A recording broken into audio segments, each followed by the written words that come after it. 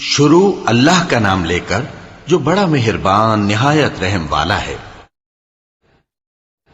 اللہ تمہاری اولاد کے بارے میں تم کو ارشاد فرماتا ہے کہ ایک لڑکے کا حصہ 2 لڑکیوں کے حصے کے برابر ہے،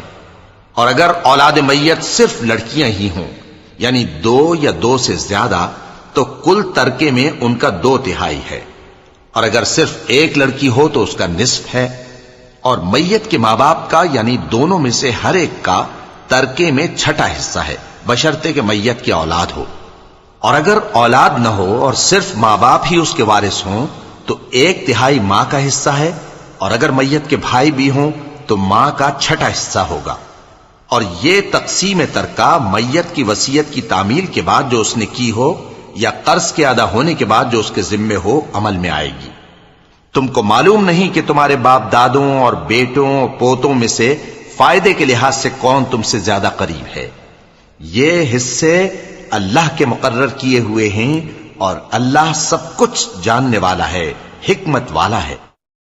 اور جو مال تمہاری بیویاں چھوڑ مریں اگر ان کی اولاد نہ ہو تو اس میں سے نصف تمہارا ہے، پھر اگر ان کی اولاد ہو تو ترکے میں تمہارا حصہ 1/4 ہے، لیکن یہ تقسیم وصیت کی تعمیل کے بعد جو انہوں نے کی ہو یا قرض کے ادا ہونے کے بعد جو ان کے ذمے ہو کی جائے گی۔ اور جو مال تم مرد چھوڑ مرو اگر تمہاری اولاد نہ ہو تو تمہاری بیویوں کا اس میں 1/4 حصہ ہے، پھر اگر تمہاری اولاد ہو تو ان کا 8واں حصہ ہے۔ یہ حصے تمہاری وصیت کی تعمیل کے بعد جو تم نے کی ہو اور ادائے قرض کے بعد تقسیم کیے جائیں گے۔ اور اگر ایسے مرد یا عورت کی میراث ہو جس کے نہ باپ ہو نہ بیٹا مگر اس کے بھائی یا بہن ہو تو ان میں سے ہر ایک کا 6واں حصہ ہے، اور اگر ایک سے زیادہ ہوں تو سب 1/3 میں شریک ہوں گے۔ یہ حصے بھی بعد ادائے وصیت و قرض بشرطے کہ ان سے میت نے کسی کا نقصان نہ کیا ہو تقسیم کیے جائیں گے۔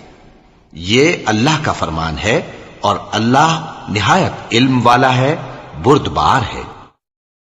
یہ تمام احکام اللہ کی حدیں ہیں، اور جو شخص اللہ اور اس کے پیغمبر کی فرما برداری کرے گا اللہ اس کو بہشتوں میں داخل کرے گا جن میں نہریں بہ رہی ہیں، وہ ان میں ہمیشہ رہیں گے، اور یہ بڑی کامیابی ہے۔ اور جو اللہ اور اس کے رسول کی نافرمانی کرے گا اور اس کی حدوں سے نکل جائے گا اس کو اللہ دوزخ میں ڈالے گا جہاں وہ ہمیشہ رہے گا، اور اس کو ذلت کا عذاب ہوگا۔